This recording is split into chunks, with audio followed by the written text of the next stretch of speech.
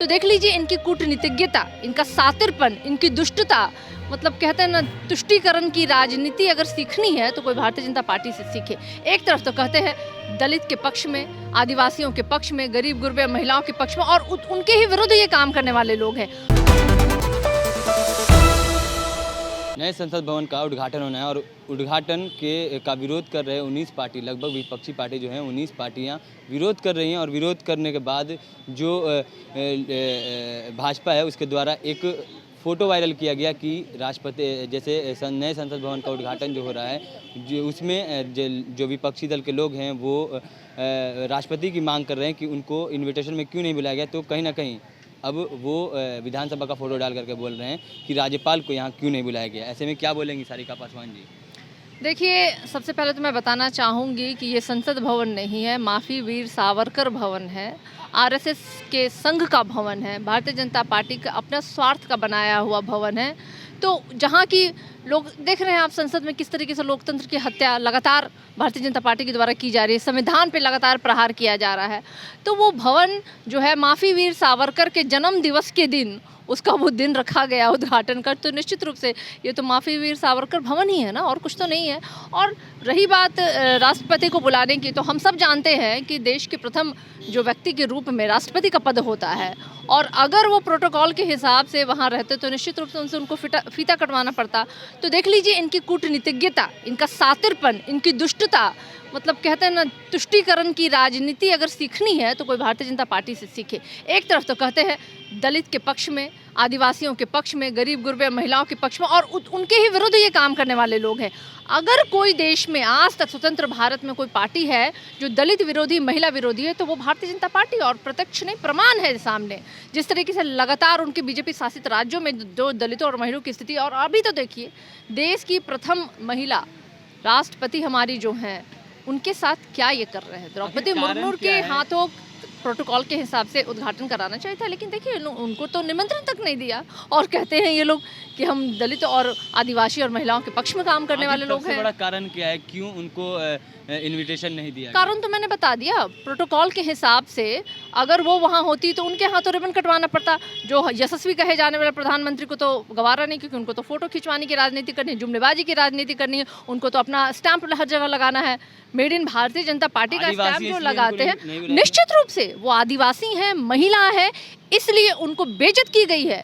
ये पूरे भारतीय जनता पार्टी के अंदर जो इस समाज से आते हैं लोग, चाहे वो दलित हों, चाहे पिछड़े हों, चाहे आदिवासी हों या महिलाएं हों, उनको इसका कड़ा विरोध करना चाहिए, क्योंकि ये सरकार जो है उनके विरोध काम करने वाली सरकार है, उनको बेइज्जत करने वाली सरकार है। मैं अपने मार्फत भारतीय जनता पार्टी के तमाम अनुसूचित जाति, जनजाति और खास करके महिलाओं से ये कहना चाहूँगी कि जगिए, वरना हो सकता है कि आपकी अस्मिता ना बचे इस देश में। ये भारतीय जनता पार्टी वाले लोग इसी तरह से अपना अपमान पे अपमान आपका करते रहेंगे, और आप ऐसे चुपचाप कब तक बैठे रहिएगा। इसलिए विरोध कीजिए, विरोध करना चाहिए ऐसे फैसलों का। धीरेन्द्र शास्त्री जो बाबा थे वो पटना थे, उसके बाद उनको वाई सिक्योरिटी के श्रेणी का सिक्योरिटी मिला। अब कहीं ना कहीं वो हिंदू राष्ट्र की बात कर रहे थे, और क्या अब जो द्रौपदी मुर्मू हैं ये हिंदू नहीं है? देखिए, हिंदू राष्ट्र की मांग आरएसएस और भारतीय जनता पार्टी का चुनावी जुमला है, और कुछ नहीं। जुमलेबाजी में तो ये लोगों ने पीएचडी करा हुआ है। जब चुनाव आता है कुछ ना कुछ ऐसा गुफे छोड़ देते हैं उस तरह के। और हिंदू विरोधी, और हिंदू तो भारतीय जनता पार्टी एकदम निश्चित रूप से हिंदू विरोधी है, वो दलित विरोधी है, महिला विरोधी है, वो किसी के पक्ष में नहीं है। ये वो लोग हैं, हम दो हमारे दो की सरकार चलाने वाले लोग, जो अपनी सिर्फ और सिर्फ अपने स्वार्थ की राजनीति करते, अपनी डिक्टेटरशिप जो है वो पूरे देश में चलाना चाहते हैं। देखिए ना, एक तरफ अभी कुछ दिन पहले उन्होंने डिमोनेटाइजेशन किया था, फिर उन्होंने 2000 की नोट में बंदी कर दी। मतलब जब मन करे उठ के एकदम तुगलकी आप फरमान जारी कर दीजिए देश के लोगों के लिए, और पूरी देश की जनता जो है वो परेशान हो जाती है। तो ये भारतीय जनता पार्टी है जो लगातार अपने शासनकाल में देश में कर रही है। लेकिन कहते हैं ना कि अंत होता है हर चीज़ का, जो है ना, घड़ा इनका पाप का और झूठ का भर चुका है, और 2024 में इनको जनता जवाब देगी। जो बाबा को वाई श्रेणी की सिक्योरिटी मिली है, इस पर क्या कहेंगे आप?